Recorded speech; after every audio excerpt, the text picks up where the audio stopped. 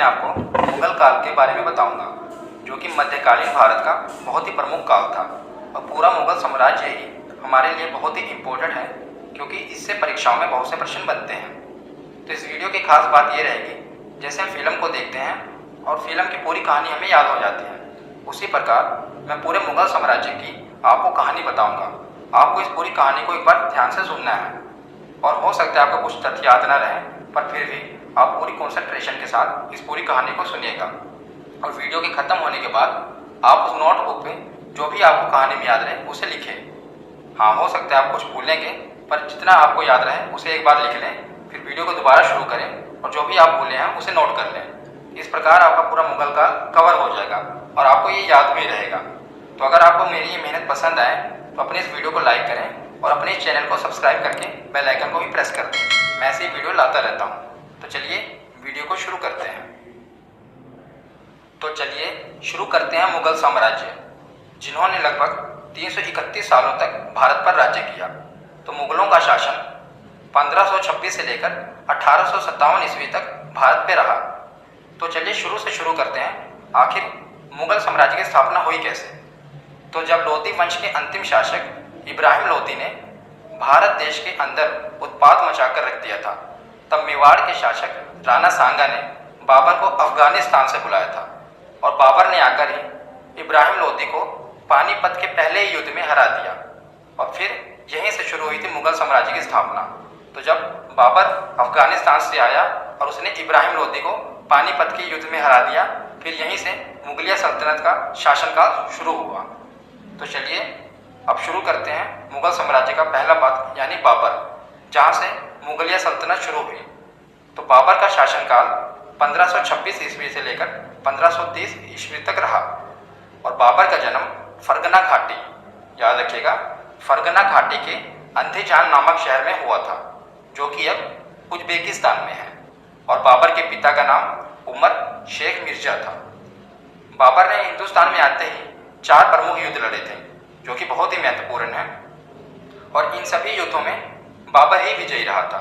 और ये सभी युद्ध लगभग एक साल के अंतराल में लड़े गए थे। जैसे कि पहला युद्ध 1526 में लड़ा गया, उससे अगला 1 साल बाद 27 में, उससे अगला 1 साल बाद 28 में। इसी प्रकार एक साल के अंतराल में लड़ा गया था, जिससे आपको याद रहने में कठिनाई नहीं होगी। तो पहला युद्ध पानीपत का प्रथम युद्ध लड़ा गया था, जो कि बाबर जब आया था उसने इब्राहिम लोधी के साथ लड़ा था, और इसमें बाबर ही विजयी हुआ था। उससे अगला खानवा का युद्ध लड़ा, जो कि 1527 ईस्वी में लड़ा, और यह राणा सांगा और बाबर के बीच में हुआ, इसमें भी बाबर ही विजयी रहा।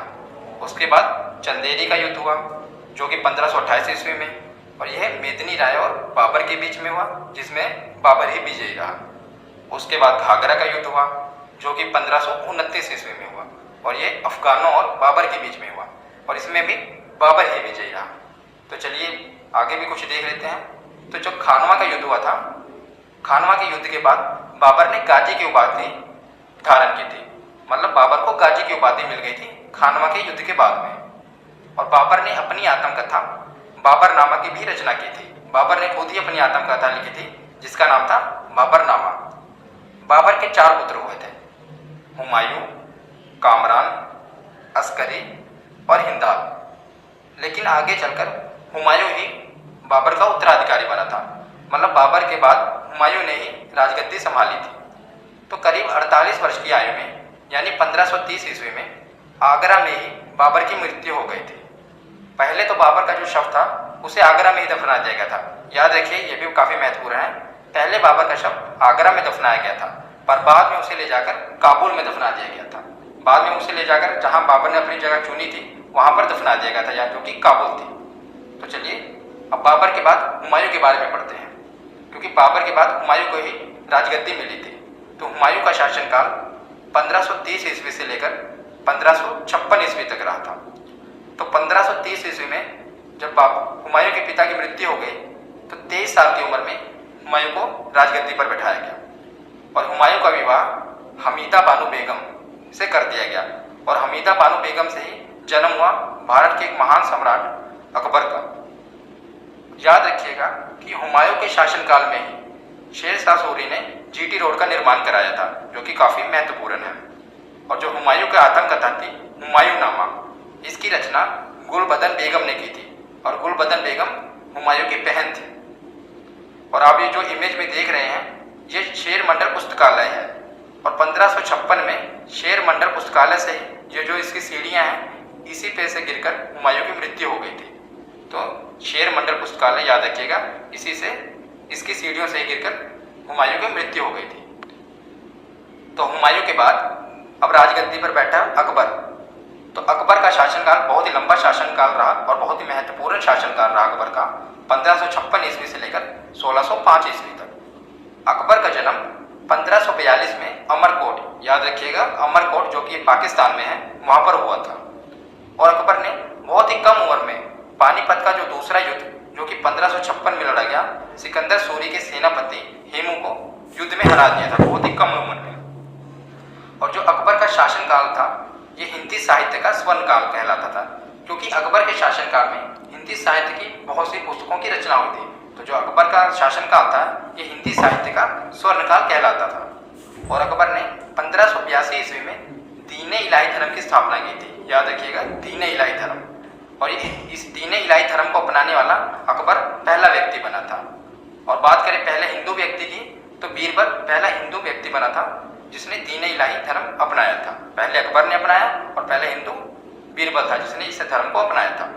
और अकबर के 9 अनमोल रत्न थे जो काफ़ी महत्वपूर्ण है और परीक्षाओं में पूछे जाते हैं। तो चलिए मैं आपको इसे केवल ट्रिक से याद करने के लिए बताता हूँ। इसका ट्रिक है बात बात पे MDH। इससे हम इसके 9 रत्न को याद करेंगे। कैसे? जैसे B से बीरबल, A से अबुल फजल, T से तानसेन, B से भगवान दास, फिर A से अब्दुल रहीम खाने खाना, T से टोडरमल, M से मान सिंह और D से दो प्याजा यानी मुल्ला दो प्याजा और H से हकीम हकाम। तो ये अकबर के 9 रत्न थे जो कि काफ़ी महत्वपूर्ण थे। तो चलिए अब आगे अकबर के कुछ महत्वपूर्ण कार्यों के बारे में आपको बताता हूँ जो कि काफ़ी महत्वपूर्ण है और परीक्षाओं में पूछे जाते हैं। तो अकबर ने दास प्रथा का अंत किया था और जो तीर्थ यात्रा पर कर लगता था उसे भी अकबर ने समाप्त कर दिया था। और सबसे महत्वपूर्ण जजिया कर समाप्त कर दिया था अकबर ने। जो जजिया कर था ये गैर मुस्लिमों पर लगाए जाने वाला कर था जिसे अकबर ने समाप्त कर दिया था। ये काफ़ी बार परीक्षाओं में पूछा गया है। और अकबर ने दीन इलाही की स्थापना की थी और इलाही संवत की शुरुआत भी अकबर ने ही की थी। तो चलिए आगे देखते हैं। अकबर ने गुजरात विजय के बाद बुलंद दरवाजे का निर्माण कराया था। जो आप ये इमेज में देख रहे हैं यह है बुलंद दरवाजा। तो अकबर ने जब गुजरात पर विजय प्राप्त की उसके बाद बुलंद दरवाजे का निर्माण करा दिया था एक प्रतीक के तौर पर। उसके बाद आगे देखिए अबुल फजल ने ही अकबर की जीवनी अकबरनामा की रचना की थी। तो जो 9 रत्नों में से एक था अबुल फजल, इसने अकबर की जो जीवनी थी अकबरनामा उसकी रचना की।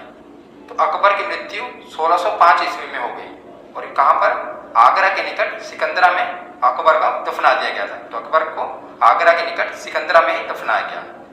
अकबर के बाद अगला शासन किसका हुआ? जहांगीर का। जहांगीर ने 1605 ईस्वी से लेकर 1627 ईस्वी तक भारत पर राज किया, जिसे सलीम भी कहा जाता है। सलीम का नाम ही था जहांगीर। तो अकबर का पुत्र सलीम जहांगीर 1605 ईस्वी में राजगद्दी पर बैठा। और जहांगीर के शासनकाल में याद रखिएगा बहुत ही महत्वपूर्ण है ये, 4 यूरोपीय यात्री भारत आए थे। कौन कौन से? Hawkins, William Finch, sir Thomas Roe और एडवर्ड टेरी। ये 4 यूरोपीय यात्री थे जो जहांगीर के शासनकाल में भारत आए थे। फिर उसके बाद जहांगीर का जो विवाह था वो मेहरुनिसा, जिसे नूरजहां कहा जाता है, उसके साथ करा दिया गया। तो जहांगीर के समय को चित्रकला का स्वर्णकाल कहा जाता था। याद रखिएगा जहांगीर का वो समय था जिसे चित्रकला का स्वर्णकाल कहा जाता था, क्योंकि जहांगीर ने चित्रकला को काफ़ी इंपॉर्टेंस दी थी, इसलिए इसी के समय को चित्रकला का स्वर्णकाल कहा जाता था। और जहांगीर के प्रमुख चित्रकार कौन थे? तो जहांगीर के प्रमुख चित्रकार थे अबुल हसन। ये भी एग्जाम में पूछा जाता है। तो जहांगीर के बाद बारी आई शाहजहां की, जिसने 1627 ईस्वी से लेकर 1657 ईस्वी तक भारत पर राज्य किया। जहांगीर के बाद सिंहासन पर शाहजहां बैठा और शाहजहां की बेगम का नाम अर्जुमंद बानो, जिसे मुमताज कहा जाता है। तो अर्जुमंद बानो को ही मुमताज कहा जाता है। ये शाहजहां की बेगम का नाम था। तो शाहजहां के शासनकाल को स्थापत्य कला का स्वर्ण युग कहा जाता है, क्योंकि शाहजहां ने बहुत सी इमारतों का निर्माण कराया था जो कि भारत में अभी भी उपस्थित है और बहुत ही महत्वपूर्ण है।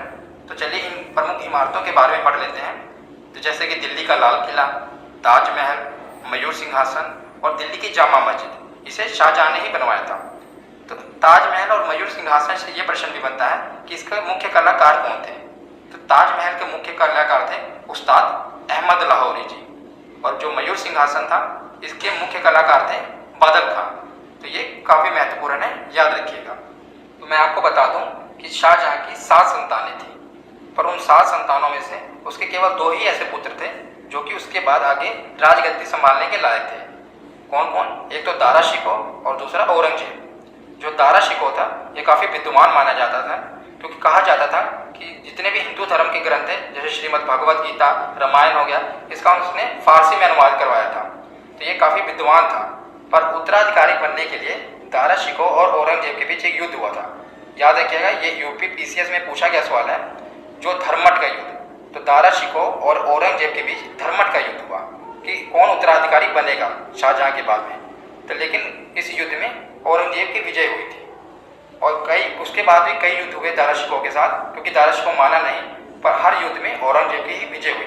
और बाद में औरंगजेब ने शाहजहां मतलब अपने पिता को ही बंदी बना लिया, और आगरा के बंदी गृह में ही शाहजहां की मृत्यु हो गई थी। तो कितने? 74 साल की उम्र में औरंगजेब ने अपने पिता को बंदी बना लिया और जाकर बंदी गृह में उसे बंद कर दिया, और 74 साल की उम्र में शाहजहां की उसी बंदी गृह में मृत्यु हो गई थी। ये काफ़ी महत्वपूर्ण है, याद रखिएगा। तो शाहजहां के बाद अगला शासक कौन बना? औरंगजेब। औरंगजेब ने शाहजहां को बंदी बनाने के बाद स्वयं को बादशाह घोषित कर दिया, और औरंगजेब ने 1658 से लेकर 1707 ईस्वी तक भारत पर राज्य किया। औरंगजेब ने कई हिंदू मंदिरों को तोड़ने का भी आदेश दिया था। ये पूछा जाता है कि औरंगजेब ने कौन कौन से हिंदू मंदिरों को तोड़वाया था। तो इसमें से कुछ प्रमुख मंदिर हैं, जैसे कि गुजरात का सोमनाथ मंदिर, काशी का विश्वनाथ मंदिर और मथुरा का केशव राय मंदिर। इन सभी मंदिरों को औरंगजेब ने तोड़वाने का आदेश दे दिया था। और पूरे मुगल वंश में सबसे ज़्यादा टैक्स वसूलने वाला शासक औरंगजेब ही था। ये काफ़ी क्रूर शासक था औरंगजेब, और इसने पूरे मुगल वंश में सबसे ज़्यादा टैक्स वसूला था। और लोग इसे आलमगीर और जिंदा पीर कहकर भी पुकारते थे। इसको भी याद रखिएगा, इसे आलमगीर और जिंदा पीर कहकर भी लोग बुलाते थे। और औरंगजेब ने जजिया कर को पुनः लागू कर दिया था, जिसे अकबर ने हटाया था। तो अकबर के बाद औरंगजेब ने फिर से जजिया कर को लागू कर दिया। और औरंगजेब के शासनकाल में मुगल सेना में सर्वाधिक हिंदू सेनापति थे। इसे भी आप याद रखिएगा कि औरंगजेब का ही शासनकाल था जिसमें मुगल सेना में सबसे ज़्यादा हिंदू सेनापति थे। और उसके बाद औरंगजेब की मृत्यु 1707 ईस्वी में हो गई थी, जो कि उस समय खुलदाबाद में हुई थी, जिसे अब रोजा कहा जाता है। ये रोजा उत्तर प्रदेश में है, वहाँ पर इसे दफनाया गया था। औरंगजेब के बाद भी बहुत से मुगल शासक हुए, पर वो इतिहास में इतना अपना प्रभाव न डाल सके, मतलब बहुत ही कमज़ोर शासक रहे थे। तो औरंगजेब तक ही हमारे परीक्षाओं में प्रश्न पूछे जाते हैं। फिर भी मैं आपको सभी मुगल सम्राट जितने भी थे सभी को क्रमानुसार याद रखने की ट्रिक बताता हूँ, जिससे आप जितने भी मुगल सम्राट हुए थे, जितने भी मुगल शासक हुए थे, उनको उनके सीरीज वाइज याद रख लेंगे। तो इसकी ट्रिक है भाजी सब्जी फॉर मासा। यही है इसके ट्रिक, जिससे जितने भी मुगल सम्राट हुए थे आप सभी को याद रख पाएंगे। जैसे बी से बाबर, एच से हुमायूं, ए से अकबर, जे से जहांगीर, भाजी, उसके बाद सब्जी, एस से शाहजहां, ए से औरंगजेब, बी से बहादुर शाह, जे से जहांदर शाह, फोर से फर्रुखियत, एम से मोहम्मद शाह, ए से अहमद शाह, ए से आलमगीर, भाजी सब्जी फोर माँ बचा साहब। तो एस एच से शाह आलम द्वितीय, ए से अकबर द्वितीय, याद रखिएगा पहले अकबर था, अब ये है अकबर द्वितीय। बी से बहादुर शाह जफर, जो कि अंतिम मुगल शासक हुआ, जिसे बहादुर शाह तृतीय भी कहा जाता है। तो ये थे सभी मुगल शासक, जिसे मैंने आपको क्रमानुसार यानी सीरियल वाइज याद करा दिया। अब इससे बाहर आपको मैंने जितना भी बताया मुगल सम्राट, जितने भी मुगल शासकों के बारे में बताया, इससे बाहर आपके एग्जाम में कुछ भी नहीं पूछा जाएगा। बस अब आप इस वीडियो को एक बार देख लें, अब कॉपी पर सबको नोट कर लें, नोट्स बना लें, जैसे जैसे मैंने आपको लिखाया था इसे सब लिख लें आप। इससे बाहर कुछ भी नहीं पूछा जाएगा। अगर आपको ये वीडियो अच्छी लगती है तो आप इस वीडियो को लाइक करें और चैनल को सब्सक्राइब जरूर करें। क्योंकि मैं ऐसे ही वीडियो लाता रहता हूँ। करंट अफेयर की भी मैंने वीडियो अपलोड की हैं, बहुत से जीके की ट्रिक्स भी वीडियो अपलोड की हैं और साइंस की भी वीडियो में डालता हूँ। तो आप अपने इस चैनल को अगर कॉम्पिटिशन एग्जाम की तैयारी करते हैं तो ज़रूर सब्सक्राइब करें।